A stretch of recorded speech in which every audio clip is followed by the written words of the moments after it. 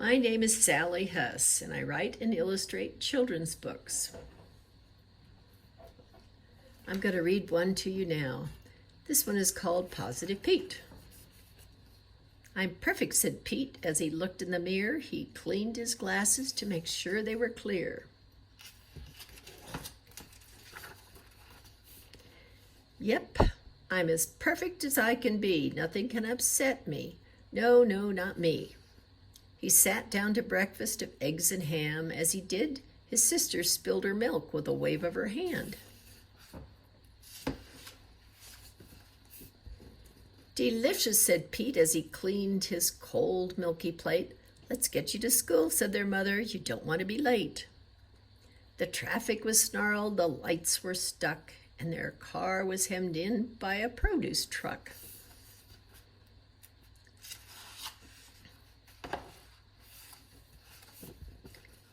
"Perfect," said Pete in his usual way. "Eventually they'll untangle this mess and we'll be on our way." He took the time to sing a song to his sister as they sat in the car. He was a little off key, but not by far.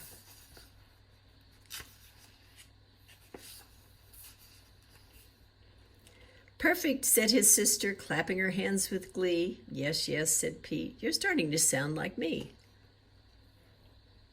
At school, he was scolded for being tardy. No problem, thought Pete. To him, school was a party.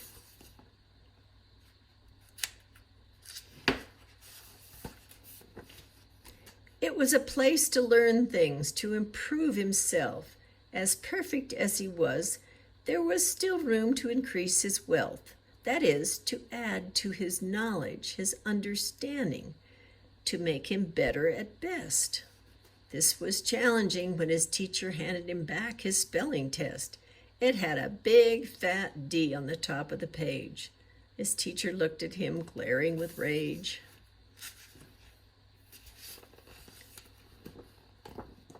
"Focus on your spelling, Pete," she said. "You're flitting about." "Thank you for the D," said Pete. "No need to shout." He continued, "I will give your suggestions serious consideration." Yes, he would practice his spelling without hesitation.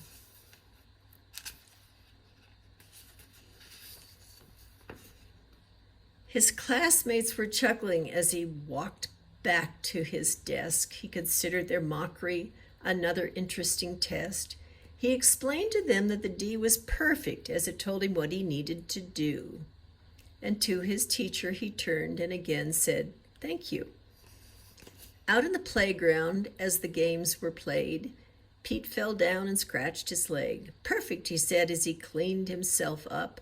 "Watch how quickly that scratch will heal up."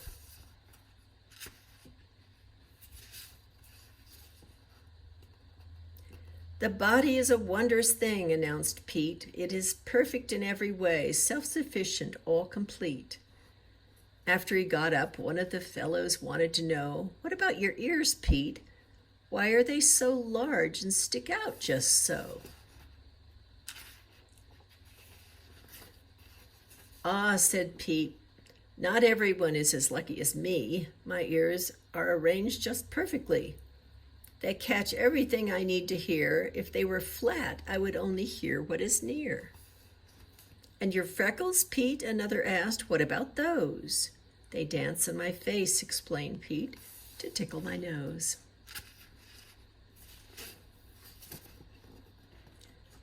"I am also one of the lucky ones of all the lads and lasses whose eyesight is improved by wearing glasses."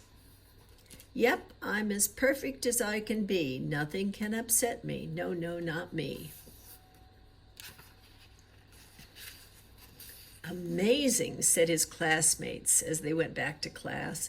Yep, Pete, they were sure was in a different class. He must be special. He must be unique.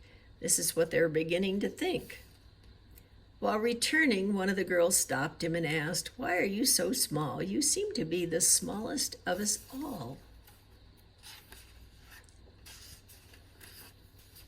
"Ah," said Pete, "I'm glad you ask. It's the heart that has a special task.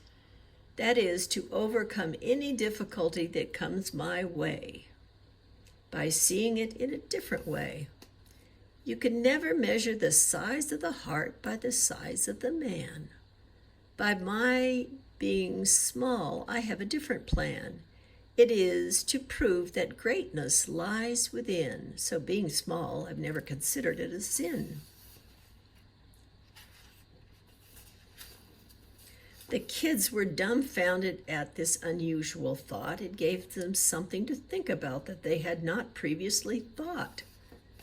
That afternoon when Pete got home from school, his mother and father were standing by the pool.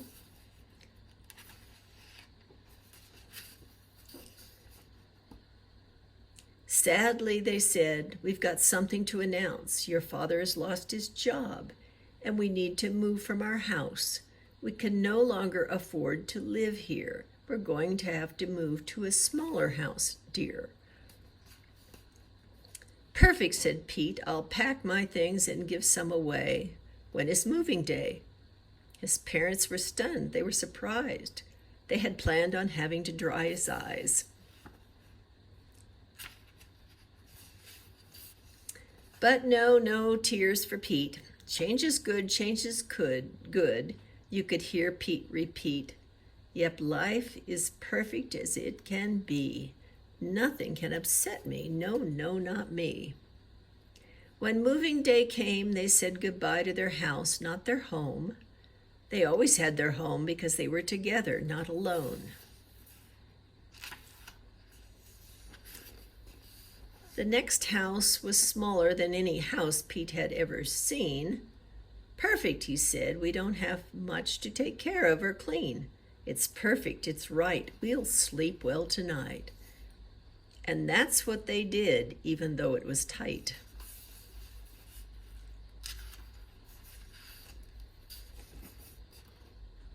In the morning, Pete stood in front of a mirror and cleaned his glasses to make sure they were clear. Then he reminded himself, "I'm as perfect as I can be. Nothing can upset me. No, not me."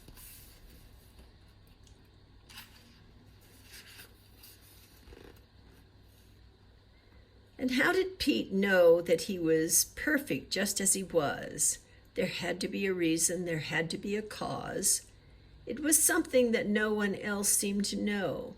But he knew that who or whatever created him had made him just so. You too are as perfect as you can be. Just look in the mirror and see what you see.